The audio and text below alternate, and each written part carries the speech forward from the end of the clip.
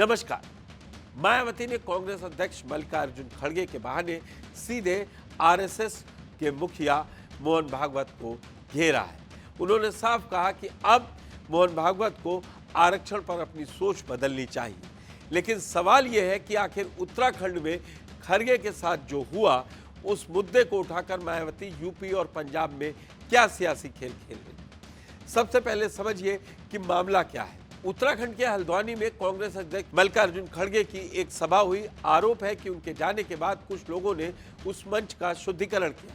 मायावती ने इसी घटना को ढाल बनाया और उन्होंने कहा कि देश में दलितों के साथ जातिगत भेदभाव की ऐसी शर्मनाक घटनाएं आज भी हो रही हैं। और दूसरी तरफ आरएसएस प्रमुख मोहन भागवत बयान दे रहे हैं कि जो दलित आर्थिक रूप से मजबूत हो चुके हैं, उन्हें खुद ही आरक्षण छोड़ देना चाहिए। मायावती ने पूछा, जब इतने बड़े दलित नेता सुरक्षित नहीं है तो आम दलितों का क्या होगा। अब बात करते हैं असली खेल यानी क्रोनोलॉजी की।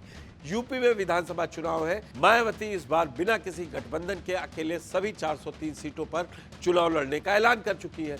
लोकसभा चुनाव में समाजवादी पार्टी के पीडीएफ फार्मूले और कांग्रेस के संविधान बचाओ वाले नारे ने बसपा के कोर दलित वोट बैंक में बड़ी सेंध लगा दी थी।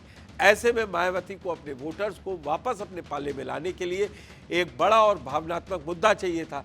खड़गे का बहाना लेकर मायावती ने दलित समाज को ये संदेश दिया है कि चाहे कांग्रेस हो या भाजपा, दलित का अपमान हर जगह होता है। उनकी लड़ाई सिर्फ और सिर्फ हाथी यानी बसपा ही लड़ सकती है। सियासत का दूसरा ही छोर पंजाब से जुड़ता है। पंजाब में देश की सबसे ज़्यादा यानी करीब 32% दलित आबादी रहती है। वहाँ भी चुनाव यूपी के ही साथ होना है। कांग्रेस, आम आदमी पार्टी, अकाली दल और बीजेपी सब दलित वोट के पीछे भाग रहे हैं। मायावती के इस बयान में पंजाब के अकाली दल प्रमुख सुखबीर बादल पर हुए हमले का भी जिक्र किया।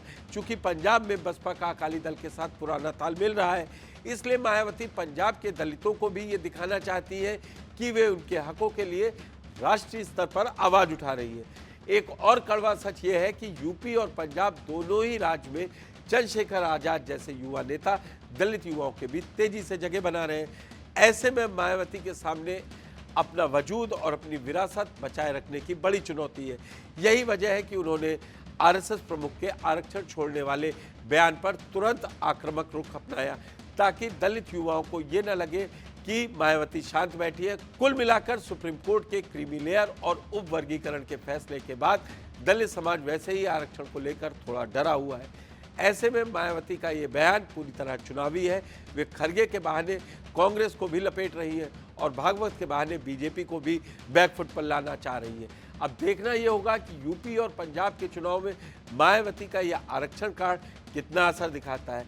क्या दलित वोटर वापस मायावती के पास लौटेंगे या फिर सियासत कोई नई करवट लेगा। इस पूरे मसले पर आपकी क्या राय है, हमें कमेंट बॉक्स में ज़रूर लिखें। धन्यवाद।